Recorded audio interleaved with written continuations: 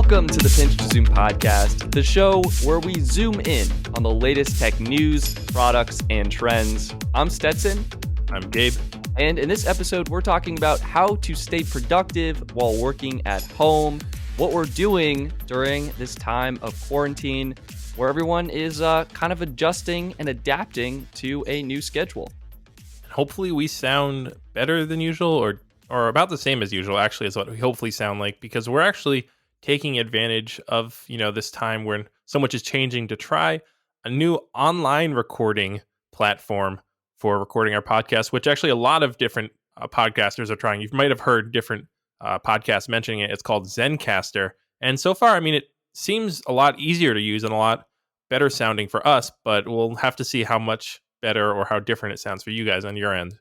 Yeah, our audio sounds incredible. Basically, this solved, we were FaceTiming before, and we were FaceTiming and recording each on our own end. Now with this, we can still FaceTime or still communicate, over some video chat platform to see each other. But now this is recording it on its own servers with each of us, sending our audio in. It records it, spits out the files. I just edit them quickly, or they can automatically edit it, and boom. And I even have little sound effects. I can do like something like that if we want, which I probably will never use, but hey, we used it once. I love it. It. There we go. We got our money's worth. Wait, so Gabe, does that mean you can roll our quick news intro? Yeah, we're basically like a radio show. I have a whole, panel of stuff I can hit, and I actually uploaded our quick news intro, so I can just click it right now and we can go to quick news.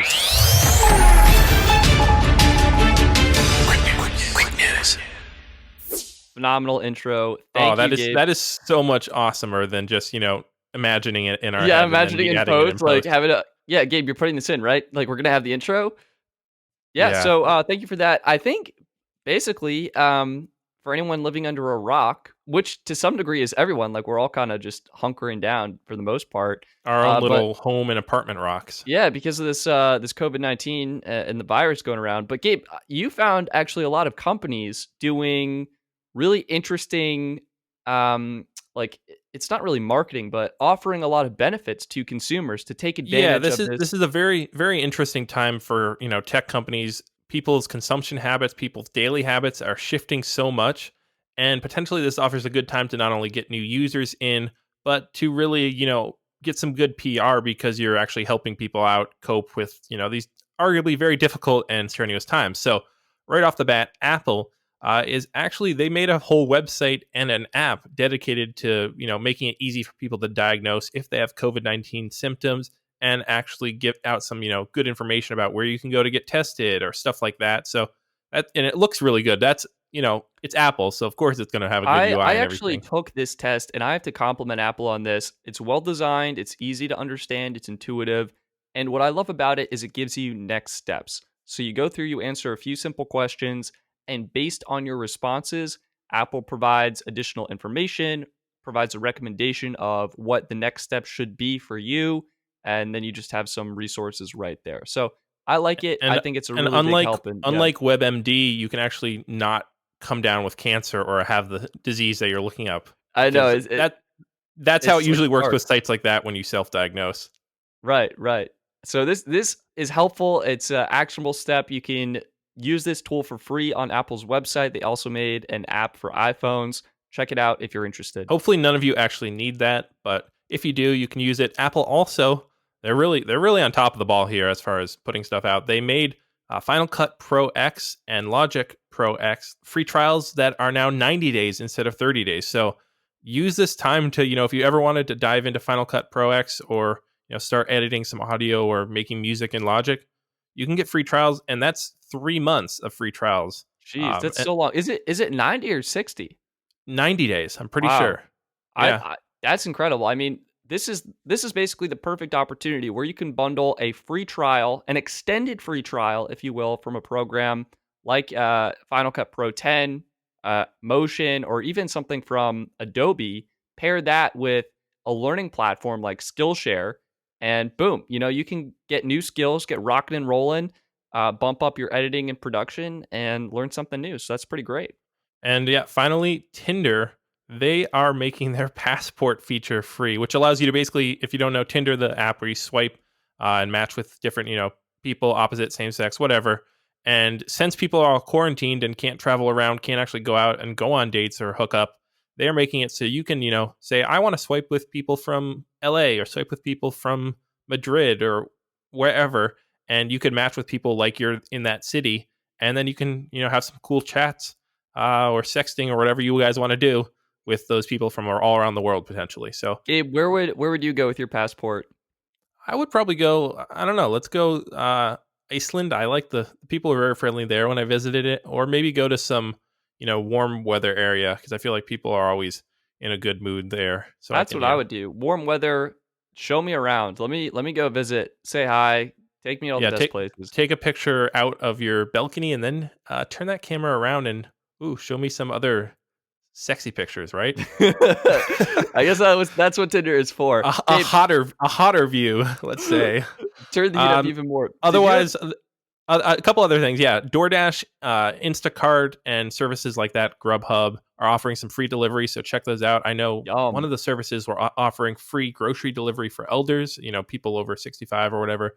So yeah, basically all companies are offering some sort of helpful thing, most likely, if you look into it. I know Adobe was even offering their free Creative Cloud to like students who are doing at-home learning. So, if you went to a college that has Adobe Creative Cloud in their labs and stuff, and you can't access that now, you can actually get all of their Creative Cloud at home on your computer. So, yeah, really some helpful stuff out there. I know even Pornhub is offering a premium trial or a premium membership to all their users if that's, Worldwide. worldwide. Yeah, it doesn't matter where you are. And they even donated 50,000 surgical masks or, protective masks to New York City. So, companies all around the world, this is really offering a good chance for them to offer free stuff to users and really do some good PR moves. It's great for you too because you can learn something new and improve your skill set. And it is kind of beneficial for companies as well because once you get into their platform, like with Adobe, then you're more likely to stay with that platform as you're familiar with it. Will continue using their products and actually turn into a paying there is some customer. downsides to this though. What are the downsides? Well, because so many people are at home, using their internet, streaming video, streaming games, whatever it is, internet usage has just skyrocketed in the past, month, week, even something. I saw that, like Microsoft Teams, they went from 32 to 44 million users between March 11th and March 18th. Gee, So that's in a a single week. significant jump in such a short time period. Yeah, and Slack saw a 40% increase in subscribers in the same time period. Do you know So what Zoom saw? We're using Zoom right now, everybody, to video I chat. don't know what they saw, but I'm assuming it probably is just as high, if not higher. Like pretty much, yeah. Video chatting software has seen a huge increase. Netflix streaming has gone off the chart, and as a result, you've seen actually it started in Europe where they asked Google and Netflix and Amazon Prime, Twitch, all those video streaming services to downgrade their standard or their auto play video thing to standard definition. So that happened, but now it's pretty much all around the world. YouTube has actually, by default, will stream in standard definition rather than HD, so that you're not consuming as much data. And it's a short-term sacrifice. And if you're watching on a mobile phone, you won't really even notice because it's such a small screen. But hey, if we got to do that so that everyone can enjoy the internet, I think it's worth it. It's definitely tough when you're used to watching things at potentially higher quality, but with everyone, all the learning and business communication that needs to go on, it is definitely worth it. Or Something podcasting over internet like this. exactly. Something interesting as a sort of tangent to this is that a lot of mobile carriers are offering additional hotspot data or cellular data to their plans. And the Yeah, reason that's a lot of the way that people access the internet. well, it's a way some people access the internet. And what's happening is because so many people are at home and on Wi Fi, this extra data doesn't really impact a whole lot of people. Carriers can offer this because so many people are actually not going to need it or even take advantage of it. So it's Oh kind of like wow. a gesture that seems nice, but in actuality isn't really impacting the I carrier at didn't all. even think about that at all. That's a really good point. Right? And then all of a sudden, let's say for some individuals, they end up using more data. Boom. When this ends, they're going to be like, oh man, I need to upgrade my plan. Suddenly they're spending more with the carrier, and it is kind of a big win. So It's a check win-win with for your both, though. yeah, check with your carrier and your provider to see if you get a bonus or any new data is added. On another similar smartphone note, we had some new phones released: Xiaomi Mi 10, Xiaomi Mi 10 Pro, Huawei P40 Pro Plus, Huawei P40 Pro, and the Huawei P40. There will be plenty of articles online covering the details of these. Basically, amazing cameras, beautiful displays, top of the line specs.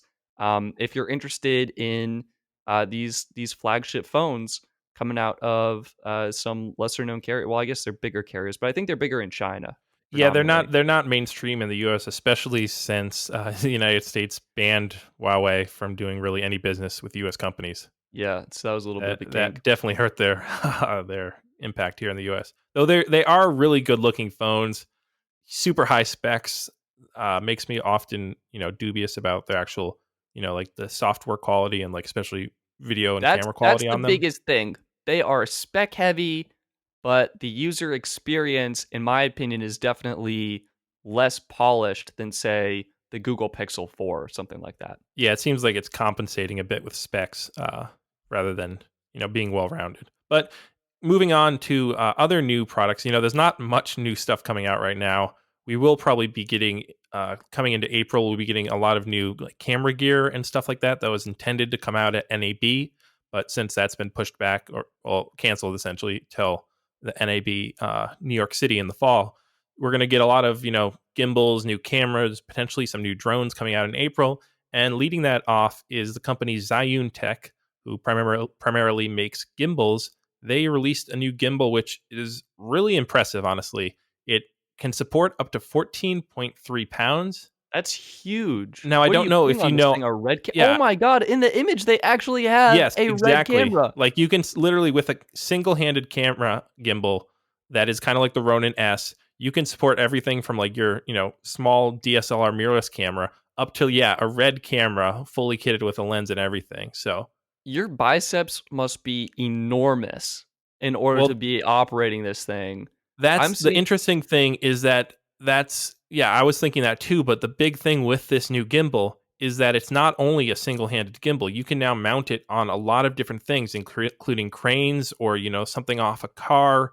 So it's really super small, but it can be attached to a bunch of things. So, you don't have to be using a red camera single-handed running around. You could be mounting that on, a crane arm, coming off a car, coming off a setup, or even some of their two-handed gimbal like things that you can add on. I'm really interested to see how DJI responds to this with their Ronin lineup of stabilized handheld Oh, gimbals. this is definitely they threw down the gauntlet with this one. It starts at 750 for the or 740 actually, sorry, for the regular Crane S version. They have then the Crane 3S Pro that is up a lot more expensive at $1,149, but that comes with actually a built-in zoom and focus controller transmitters, so you can on the go control your zoom and focus wirelessly, and also you can get video transmitted as well. Looks sweet. So Do we know when this thing is coming out? it says coming soon on the B&H thing. I heard it's should be shipping very soon, within like the next week, 2 weeks or so. And yeah, that's, I mean, usually if they have a pre-order or stock alert, you know that it's going to be out fairly soon. So Looks that's good. exciting Looks to good. see. Yeah, I you can get some smooth shots around your house of your cat or whatever. Yeah, with your red camera. Your Yeah, cat has never exactly. looked better, trust me. Never looked better. Cinema quality in your house. Great. Some interesting news that I found that came up was that the iPad Pro, Apple released a new iPad Pro, and it turns out they're actually using the same processor from last year, but it just has an additional core enabled. And what's happening here is basically when manufacturers make processors, there's a certain yield rate that doesn't quite meet the spec that they're hoping for. And in most cases, let's say Intel, they make their i9 top of the line chip and they run and 60% make that cut, has that super high end performance, but the extra 40% don't. Well, what happens to those chips is they're actually repurposed as i3, i5, or i7 chips with that meet those spec performances as opposed to the i9. So they're kind of repurposed. And then as the manufacturing process improves, you get a higher percent yield, which meet the performance threshold. And all of a sudden, you have chips that are basically able to operate as their intended capacity. That's basically what happened with the iPad last year. These So it's specs. this is a long-winded way of saying that basically the new iPad, the only really new thing in it, the new iPad Pro that is the LiDAR and like super wide angle lens on the back. Thank you, Is Gabe. that correct? Yeah. That's correct. So if you don't need lidar, which odds are you probably don't, save your money, scoop Or up, you don't even if you don't even know what that is, you probably don't need it as well. scoop up last year's model. Hopefully, you can see some good deals soon. So yeah, that's seems very Apple to do that, and it's unfortunate, but hey, at least it's a new iPad Pro. That's a bit exciting, but not quite as new as we thought. All right, yeah, that's pretty much it for quick news. Moving on, we have, of course, Go review. Now, last week I reviewed the Insta360 ONE-R. Very exciting 360 action camera. You can go back, listen to that if you want to. Then this week, or this episode, I guess, because we're bi-weekly, we have 5G, which is what I asked you to review, Stetson. Yeah, so I went out and I reviewed 5G. I tweeted on Twitter and I posted on Reddit to try and get some And third party let's just say inputs. this was luckily before your home state got shut down. Well, yeah, it was. I mean, it was funny enough. We were planning our cross country trip. I signed up for AT&T, T-Mobile, and Verizon, and I already had Sprint, so I had all major providers. I had the new Galaxy S20, and I went into Boston and did some speed tests. I went around towns in my area to do some testing to see if I could connect to the new 5G networks, see what the performance was like, and see what to expect. All right, And I and think what is your big takeaway? Let's if dive if in. you had your soundboard and there was like a wah wah wah wah Oh sound, no. That, I mean, basically, here's the deal with 5G. It's awesome if you get it, but it's not ready for prime time. So odds are 99% of people listening to this podcast will not have 5G. And as a result, it's kind of, it's just not having the impact right now that it's being promoted to have. And I think Verizon is kind of the culprit, like 5G built right. I guess I don't want to pin everything on Verizon, but I think the impact just isn't there. So you are getting faster speeds. To break down 5G, there's 3 levels. High band, this is the millimeter wave. High frequency, short waves, small coverage area. It doesn't go through buildings, so that's kind of a negative there. But you get super fast speeds, like way better than your home internet. so You it's have almost like localized Wi-Fi, it's right? exactly. In fact, something interesting that I noticed is Verizon is offering a 5G home internet service where instead of getting a fiber optic cable routed to your home through telephone wires or under the ground, you can get a 5G router or a 5G connected device, plug it into a router, and create your home internet that way. The problem, if you look on Verizon's coverage map, they literally are building out their 5G network block by block. Wow. Like the coverage is so limited. In fact, I actually wasn't able to test it because my Galaxy S20 that I purchased unlocked, for whatever reason, didn't connect to the network. Something about how the SIM card, I think, was provisioned. So that was a letdown. So were you never able to test Verizon's They're 5G? sending me a new SIM card. I'm hoping to test it out next week, but in terms of like driving into Boston and everything I had to do to get it set up and chatting with support, which they didn't really seem to know what was going on and that wasn't super helpful, but I'm hoping to test that soon. So I think otherwise, other than Verizon, what was the fastest service and what was the one that had the most widespread coverage in your testing? in my area, I think T-Mobile had the most widespread coverage. AT&T actually did a pretty good job too. They had some decent coverage. I hit around 150 megabits per second down on AT&T, which I mean it's nothing like unbelievable, but it's pretty Well, great. but that is like decently fast home internet speeds almost. Yeah, it was great, and this is on AT&T's mid-band and low-band networks, which basically you have mid-band, sort of like medium wavelengths, and it's a balance between coverage and speeds, and then low-band is lower frequency waves, much greater coverage, but in general slower speeds. And that with AT&T and T-Mobile, I was able to get those connections in more areas and enjoy the basically the lower latency, the improved reliability, and the improved speeds. But again, in general, it's just not ready for prime time. And that was kind of the consensus on Reddit and Twitter. Like, one commenter here says, "It's a thing, meh, talk to me in 3 years." So, like, it's not ready yet. We don't have the 5G devices to even take advantage of it.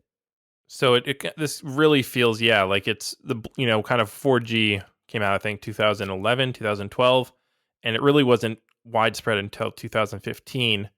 This seems, especially if you're with like companies like Verizon, like it'll take even longer potentially to move block by block out until it eventually gets to you. I mean, is Verizon, like, they're mainly doing that higher band, Yeah, right? Verizon's Are they coming at doing it. any long range band 5G or? I think they will be. I'm not sure what their build out strategy is yet in terms of timeline, and I'm sure everything just got slowed way down with the virus. But ultimately, I think all carriers will be trying to cover spectrum across the low band, the mid band, and the high band. And what they do is, let's say you have people in a city, they want the people closest to a cell tower on the high band. And then as you move farther away, they want those people on the mid band. Then as you move continually farther away, they want those people on the low band. And Okay. separating the users out helps decrease network congestion. And that ultimately will help with speed, performance, and reliability. I will say though, there was one comment on Reddit that made the point. When 4G came out, it was faster than 3G, and maybe some people thought a lot about it, maybe they didn't. But it enabled a lot of awesome services like Uber, a lot of social media sites, live streaming, tweeting, like doing work on the go. A lot of things we weren't necessarily able to do as well or at all before. And I think the same could be true with 5G. We just haven't realized those possibilities yet. Well, yeah, that seems like a very good review of 5G. I haven't tried it yet. I'm excited to maybe in the next. I'm thinking probably the next year or two. Maybe when if I get the new iPhone in the fall, which supposedly might have been pushed back to December. By the way, we didn't mention that in quick news, but you know, with this whole COVID-19 thing, I think their factories being shut down in China and stuff like that. Yeah, we're going to see phones move back. But I'm looking forward to it eventually. Like you mentioned, not a lot of places have it, and so it really seems like, yeah, you might get a phone with it, but who cares? Because you'll only use it when you're going into the big cities. I think it'll be a bigger deal when the new iPhone supports it. And I think actually with Verizon's 5G internet approach, the other carriers could do this too with 5G, and essentially in more rural locations where internet speeds may not be as good, you can, get a 5G router, plug in and use that for home internet. I think that's a very viable But would possibility. would they even have 5G there though? Is the question if it's a rural area? I think the possibility of building out 5G is more likely than the possibility of building out a fiber connection to that location. True. So, and Yeah, even like rather than like 200 miles of cable in the middle of Iowa in order to give like five houses fiber optic cable. Yeah, you can pop up a cell tower. something like that. And what you could do is even if it worked with 4G and the 4G network just got less congested, I think that would be a huge help. But True. it's All a, it's right. a Well, yeah. do you have anything for me to review I next was episode? thinking, I mean, it would be beneficial if you could stay at home for this one, right? Like you don't want to. Yeah, you could be very cruel to me and, send me out and say, "All right, you got to go to a grocery store every day of the week and test out I don't know." Yeah, you could be cruel or you could be nice to me. You pick. Can I give you a choice? I mean, there's No, two. just Oh, just one. give me all right, give me this would be unprecedented, in our Unprecedented. three reviews we've had so far. I I think that while you're at home, it's a great opportunity to learn some new recipes. And I know you've done some meal subscription services. So I would wonder if you could shed some light on maybe your favorite one, or if you've tried a couple, what the experience is like and how that works, signing up, doing it by yourself or doing it with a family. And the other idea I had was you just got Google Stadia, and I wasn't sure if you wanted to review that. But those are my two ideas. So I would say maybe food subscription or Google Stadia, and you can Or take I your could pick find a there. crossover between those somehow. So meals Ga- for gamers. Gaming the meal system. I don't know. I'll think about that. We'll find out next episode, I guess. You'll have to tune in then. I am a vegetarian, so that might affect, my review of the meal subscription. So I might go with gaming, but then again, we're also not known for our gaming coverage I on know this that's why I podcast. was hesitant, but Yeah, I'm that excited would about it. break I'm our standard. intrigued. Well, I guess you'll just have to wait and see. We'll keep people in suspense. But that was Go Review. A very good review of 5G.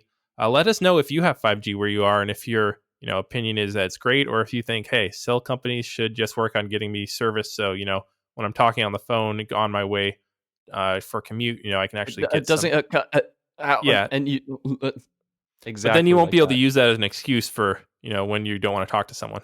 Oh yeah, I think we're breaking up, Gabe. Oh Oh, man, Stetson, I can still I'm see kidding. you on I'm the bad. video doing that too. Oh, that's Yeah. embarrassing. Well, moving on to our main topic and subject of the episode, everyone pretty much, if they're still working, is most likely working at home.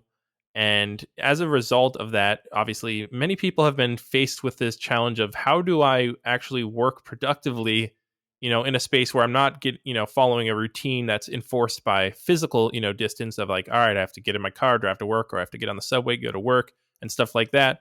And especially if you're like in a tiny studio apartment and your work is across the room at your desk, which is also your table that you eat on, and then your bed's 2 feet away from you. Like, Stetson, you've been working home for a while. I've worked from home a decent amount.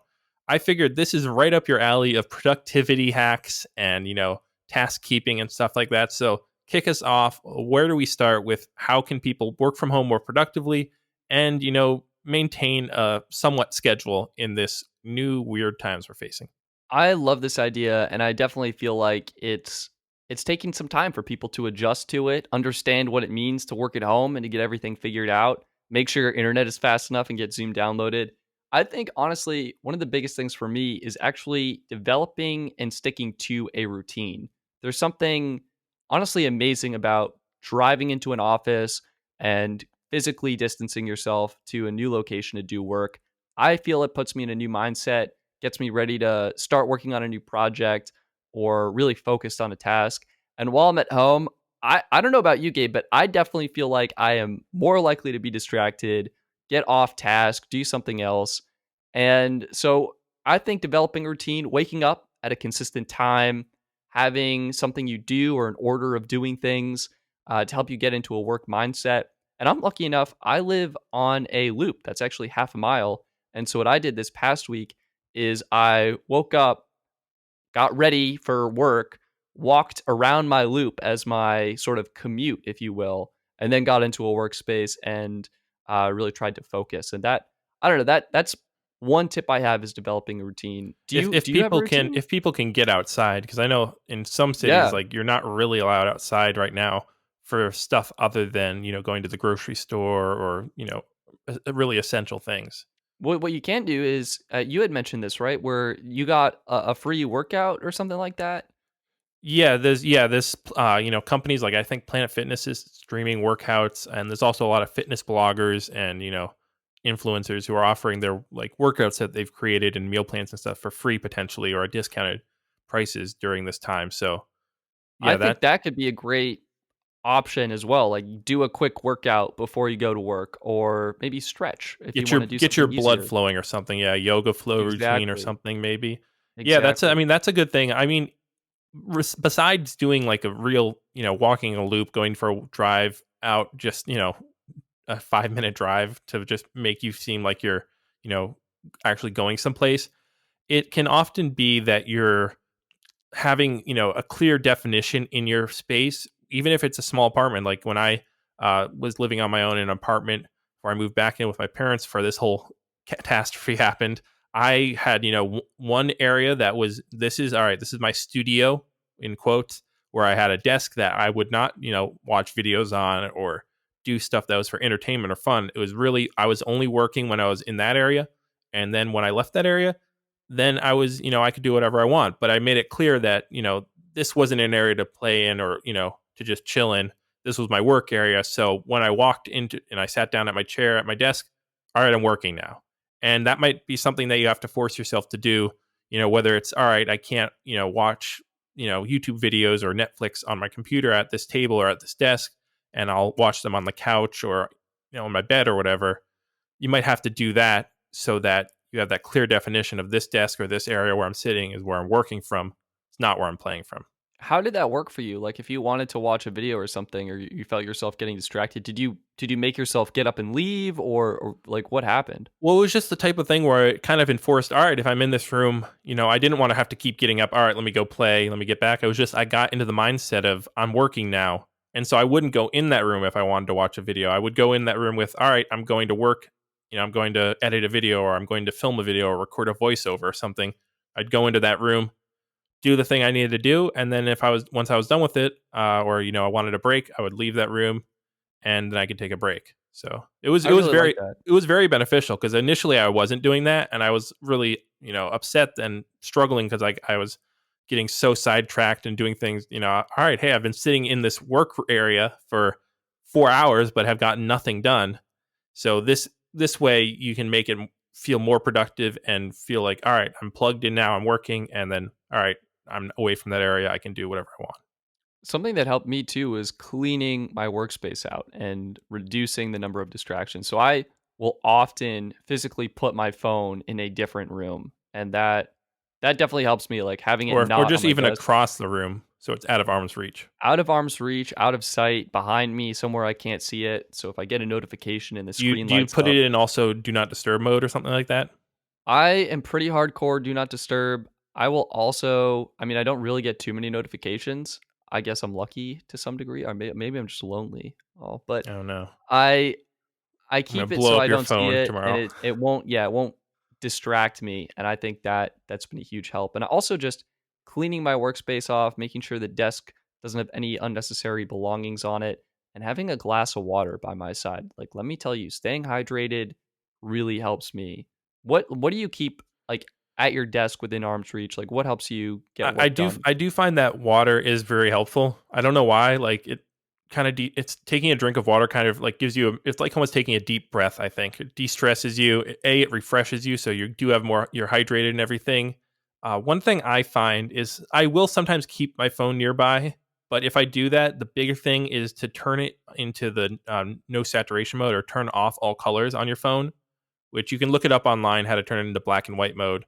But this is available on Android, iPhones, and it really helps make the phone less engaging. It's kind of scary how much less engaging an app or your home screen seems when there's no colors than when there is colors. So this is something I would definitely consider doing if you still need to have your phone there for, text to pop up, whatever. But I would agree with you. Yes, putting it, across the room in a different place or even turning it off completely makes it so much easier to just, all right, I don't have to worry about and let that phone or worry about notifications taking up a piece of my brain space. I love your idea of actually turning the phone into black and white mode too. I noticed I started using a black wallpaper, and that helps to some degree. It's not very attractive. It doesn't look great, but that's the point. The other thing I want to say is what gets me is the two-factor authentication.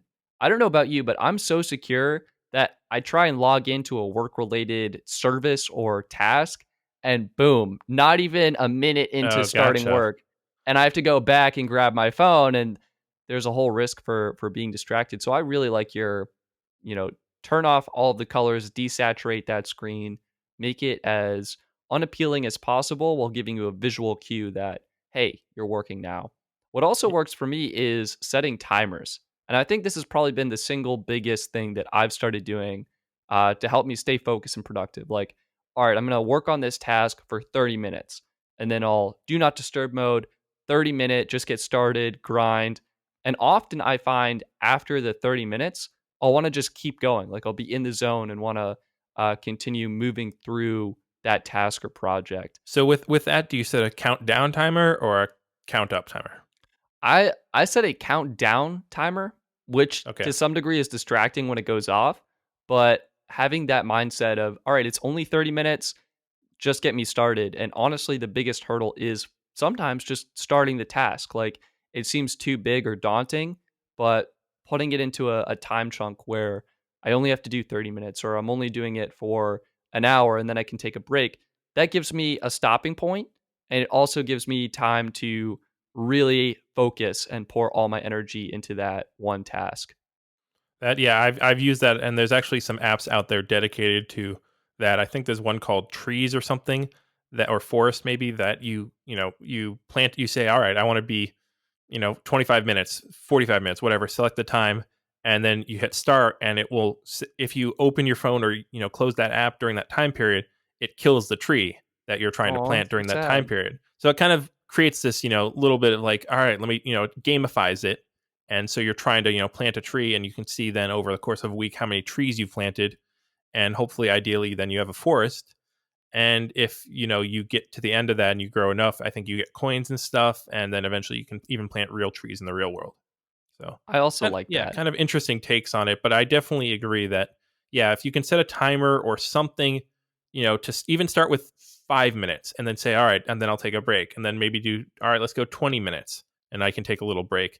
It's a way to to set it so it's not an indefinite amount. All right, I have to sit down and work for 6 hours. It gets you to ease into it, like you said. The other thing too is to set a timer for your break. Like, you definitely don't want to be breaking too hard. You want to be able to have time to relax, recuperate, and then you also want to be able to jump back into being productive and working on what you want to be working on. One thing, also that's while we're also at home, and even though this is working at home, it's also very isolated too, because a lot of people are used to, being with friends, just going out at night or stuff like that, but also, working with colleagues and stuff. And even though you might be doing Zoom and all sorts of different, communicating over electronic forms to stay in touch, it definitely takes a big. I mean, I've noticed even on myself, and I'm not the most social person, that it's a big, deal, and it's a big change to all of a sudden be completely cut off almost from a lot of people in your life in a physical like interaction format. Yeah, there's a lot of subtle interactions that take place that just aren't happening anymore, like saying hi to the barista or checking out at, well, I guess I don't really check out at a grocery store, but going to a restaurant, ordering food, asking what's recommended on the menu, and just being in that kind of environment with the background chatter and the atmosphere.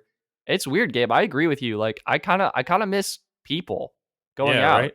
leaving the Who would house. who would have thought it? But so the interesting thing is, I was thinking about this yesterday. Who could be prepared for this? Or how could people prepare for this?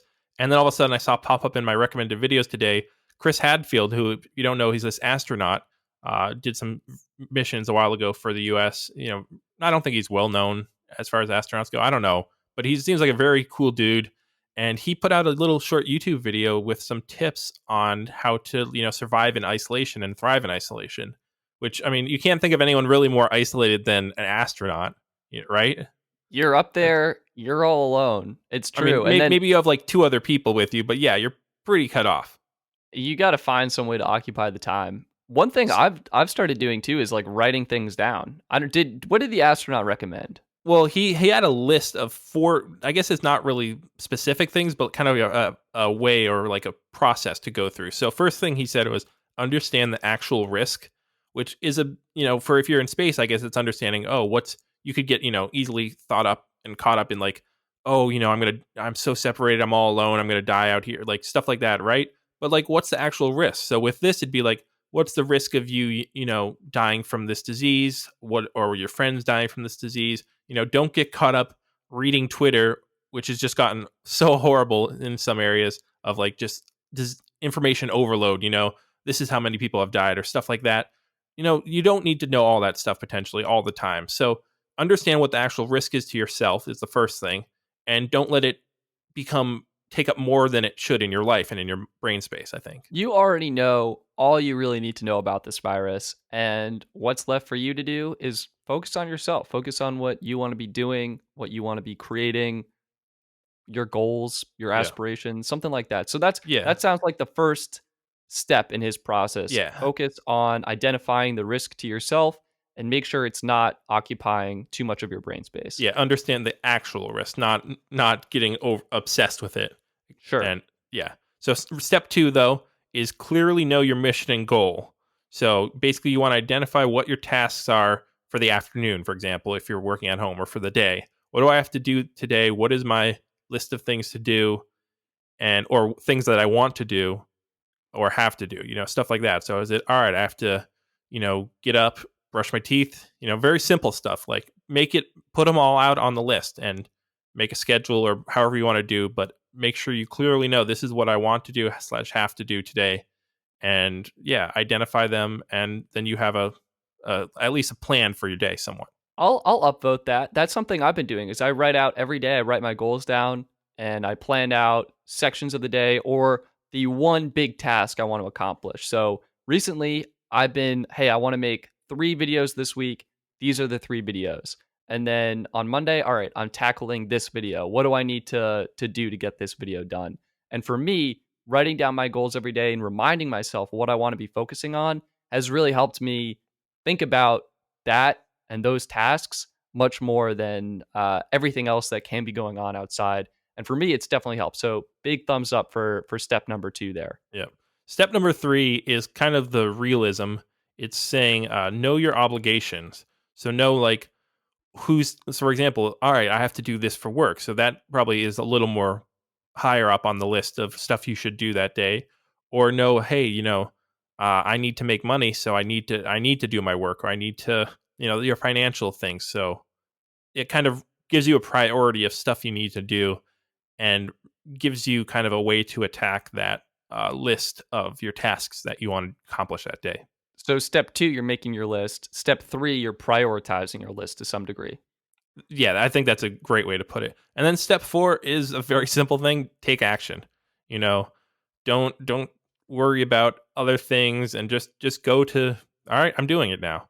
And I You think need that's the Shia LaBeouf. Just do it. exactly right. Meme in your Put that meme on loop, and someone has to have remixed that into a song by now. But take Nike's motto and just do it, and get to doing, and that's the only way you're going to make it through that list of stuff. This is where I think timers come in. Setting a 5-minute timer and starting one task for 5 minutes, I find it gives your mind a low barrier to entry. And once you're inside, you get the momentum going, and it's like Newton's laws of physics. Once you're in motion, you stay in motion. Yeah. So Those are great advice. Those what great do you tips think? Yeah, I mean, well, shout out to Chris Hadfield for bringing those up. for sponsoring a podcast. Yeah, right. And maybe we'll see some other astronauts coming up with tips on how to kind of remain mentally and emotionally in a good place while you're in self isolation to some sorts. But yeah, what have you been doing, and what do you think is stuff that people can do to if, for example, they're a lot of people, even if they're working at home, their work is greatly reduced. So what should people do in all this free time potentially? Well, as we discussed in the beginning of this episode, often there are a lot of free trials for different software tools, and there's great opportunities for learning. And I think what you can do is improve your skill set so that you can build certain skills that you've been wanting to build or think would be beneficial to you to help do your job easier, more efficiently. And this can help you in the future move to a job with a higher paying salary. So I think that's what I would So consider it could be doing with like my free learning time. new software, or like I don't know, Premiere Pro or Final Cut or Excel, diving deeper into that or something. Sure, sure. I think that's a great step for sure with free time, or maybe focus on self improvement. Maybe you've been really wanting to get in shape or work out, and now, like my parents, for example, they used to have a 40-minute commute both ways. That is suddenly gone, so they do get some extra time, kind of at the beginning and the end of the day there, and they can use that to focus on, doing a workout routine or doing yoga or something, and that can be one way to improve your physical health, and that in turn can also help your mental health as It's well. it's definitely easy to look at what we're losing because of all the, all right, you're not allowed to go to work, all the different constraints we have on our lives. But there is, with every time that we have, constraints and hardship, there is always the potential there. And we do see in history a lot of creativity come out, a lot of new ideas, and a lot of growth potentially. Even though it might be really tough, you might be struggling, this is potentially a time when we can see a lot of new ideas come out. And I mean, I've seen people doing a lot of work on Fiverr and other, because obviously, unfortunately, people who are gig workers for like Uber and TaskRabbit and stuff like that, they've seen a huge decrease in the amount of jobs they're getting and their pay. but there are things that you can do online which are still, like remote work opportunities that are kind of gig work and could potentially at least supplement some income if you aren't getting paid as much as you used to. There's another site called usertesting.com where you take user tests for using websites, apps, things like that. And you typically can get $10 to $20 per test. So this could be another opportunity to, do some extra work on the side, potentially earn a little bit more. I know That Facebook just released an app called Viewpoints, which basically you take surveys for them and essentially is paying you for your user data basically. finally, it's about Right? time. Yeah, Andrew Yang all the way. What? And Yeah. it only pays $5 per survey, but hey, it's better than Hey, that's nothing. that's way more than the 10 to 20 cents I get from Google surveys. Oh yeah, So right. That's just the awful it's thing that better than nothing. Better than nothing only takes a right. few seconds. Gabe, what do you have? What do you think people should be doing with this free time, or what have you been doing with your One extra free thing time? I've recommended to a couple, at least photographer friends and videography friends, I guess it really doesn't matter anymore. Everyone has a camera on their smartphone, or a lot of people have DSLRs lying around, that are they've wanting to get into photography. Is there's this thing called stock photography and stock videography. A lot of people have heard about it. You picture, oh, it's the idea of an image of like a smiling person saying "Go get it" or something, stuff like that. Basically, it's whenever a news service or some media company needs to put in an image or fill out a video with like for example if they need a drone shot of New York City or a shot of someone walking down the street to cut into a video, they can go on these stock services sites, Shutterstock, there's Getty Images, there's a lot of now, I think, what's the one, Storyblocks is the video That's one. been very popular. It's sponsoring a lot of YouTubers. That's how I've Yeah, heard about it.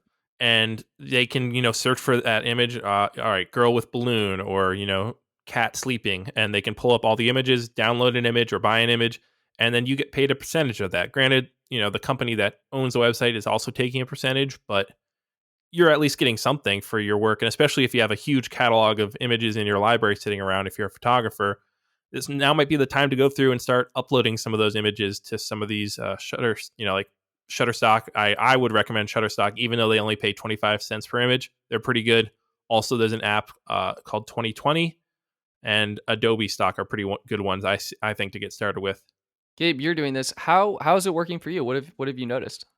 Oh, I've definitely noticed there's been an uptick recently in the amount of images being downloaded. I think because, companies can't send people out to go film stuff or take pictures for them. So they're having to turn to, all these online platforms that already have media that they can source. And it's actually, I would mention it's not only for photographers, videographers. There are, Adobe Stock graphic artists can do a lot of work on there and upload it, or even like create fonts for people to buy. Shutterstock, I know, has a music section where you can create music. So really, a lot of, I think even this 3D artists can do stuff for Adobe Stock too. So really, pretty much if you create any type of art or have any skill that's not going to be created for a client, you can create it for these stock services sites that will then put it on their library of images or whatever, and then can be downloaded by potential clients.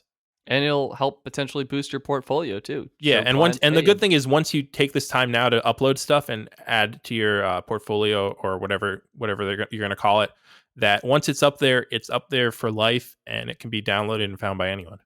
so hopefully that pays off. It's an interesting kind of investment. And, given the current state of the economy, making that kind of investment may make more sense.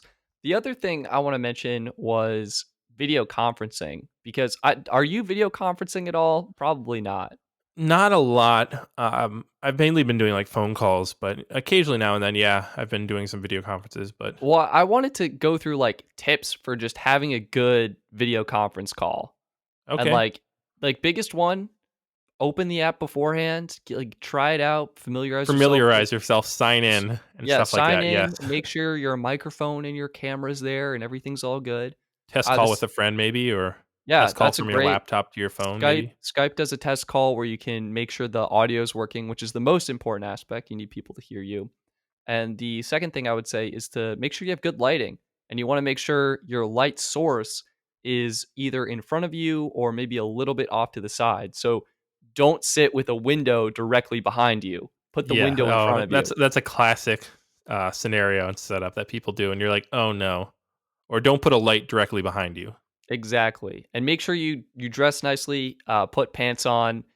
And I think everyone in today's age is being pretty forgiving about kids, dogs, other noises that may happen because hey, everyone's at home now. But it could be, something to be mindful of. Say, hey, I'm doing this conference call or whatever. Can you keep it down or can you knock before you come in? And that will help minimize potential embarrassing moments. Now, you mentioned good audio quality.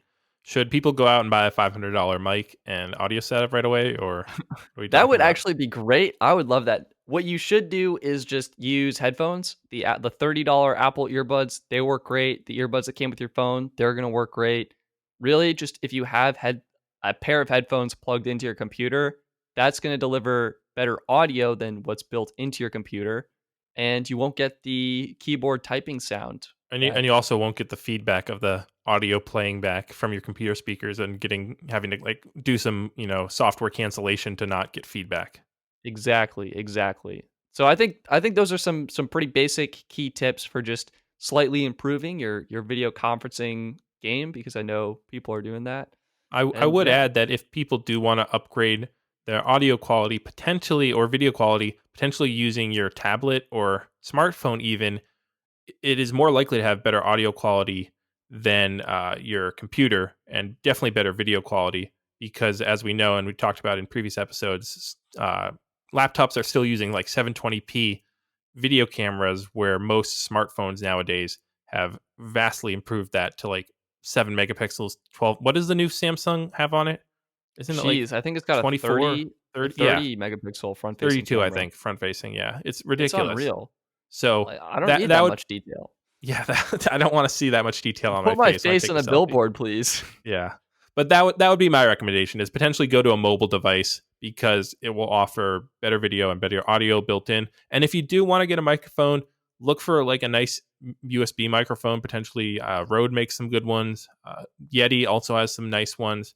They are back ordered on Amazon and a lot of sites, so you might have to shop around.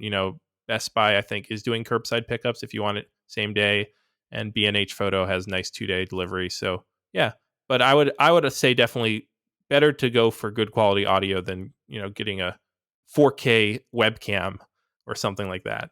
You might be able to actually plug in your DSLR or mirrorless camera to I your don't computer I don't too. know. I've tried to figure that out. It is a lot harder than you think it should be, because you have to But if get you something. wanted Yeah. the supreme quality and Well, to then use way too much internet bandwidth, you could yeah, do that. right. Then you should get a Movi, actually, if you really want to get good video streaming, because that's over the top how crazy Do you the think stuff you can people do. will video conference with 3D cameras, 360 cameras, excuse me? Like you pop one in the middle of a table and then suddenly everyone's all there? People aren't allowed to be in the same room. Well, maybe in the future, Gabe. Maybe in the future. Once We could once add this I to don't know. our predictions. Yeah, maybe they will be, or maybe drones will be able to fly around and also cancel out their propellers so that you can get good audio while Jeez. video casting. Yeah, That just sounds like an audio nightmare. Gabe, how have you been adjusting to this like I, work w- at I was thinking home? of coming out with a video of like how to drone in your house or get cool drone shots in your apartment. You know, Scare the cat, blow all like ruffle all of your tax papers all over the not place. not crash your $1,500 drone into a wall or something. Yeah. Exactly. I've been it's been definitely easier for me a bit, because I live in New Hampshire, which is very rural, and has not, I can go out for, like, you can go out, you're in a little bit outside of Boston, you can go for a walk easily around your neighborhood. I can do the same around my neighborhood and not have to worry about, how I'm possibly going to stay 6 feet away from someone, because I have a whole street, to walk across if someone comes the other way. That's good. Yeah, honestly, finding ways to move your body really helps and can help clear your mind. I think I've taken more walks in the past week than my whole life, personally. It's great. I'm taking fewer walks. We used to own a dog, and let me tell you, dogs get you to take walks, and I gotta respect him for that. That's one great aspect of This is owning a this is dog. a low tech fix here. Is Low go tech adopt a fix. dog potentially. Exactly. Boom. I All know of a I know sudden, our local humane society and shelter only has one dog currently available for adoption, because all the other ones have been adopted. that's great. That's It's kind of heartwarming it's news. it's kind of awesome. I think this whole thing is great for dogs. Dogs are like, what have we done to get this holiday? Cats, on the other hand, I'm not so sure.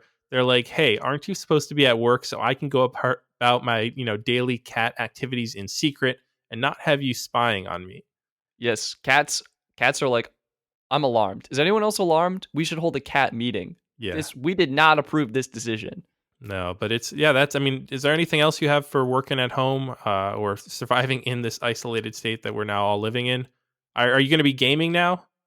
I do have Google Stadia, and I don't know if it's shameful to admit. I proudly admit that I have been gaming more, and There we go. It's been fun. It's been interesting. It's a learning We experience. have to keep it under, I think, 20 hours a week so that we can keep hosting this podcast and keep our integrity. I think that's a fair, keep it under 20 hours. Because we're a not gaming podcast, as we exactly. know. We wouldn't want to flip the scale or anything like that. No, not at all. It is fun. In fact, the World Health Organization did say it was a recommended activity. Let me see what the headline was for people to game. And so here's the headline: Video games can be a healthy social pastime during coronavirus pandemic. That was from USA Today. And I agree. I think it's fun. And what makes it more fun is getting online with friends, honestly, doing anything with friends. And I think that to me will be my final remark. Like, make a list of maybe one or two people you want to catch up with every day, and give them a call, give them a FaceTime, give them a Google Duo, a Zoom video conference, do something like that. And check in, they're probably just as lonely as you, most likely. Just they're bored out of their minds, isolated. Tired of their parents, or I don't know. We actually did something really fun. My dad organized a Zoom conference call with all of our cousins. And so we had, I think, 12 different people all online at the same time. We're having a great time chatting it up on Zoom. That sounds really awesome. I know we had some cousins they're all spread out over the world, their family, and they played Trivial Pursuit. I think there's like 5-6 of them in their family, and they're all, one's in like Italy, one's in, Israel. I don't know why I'm saying all I countries, but they're all spread out, and they can play a game like they're, at home. Amazing.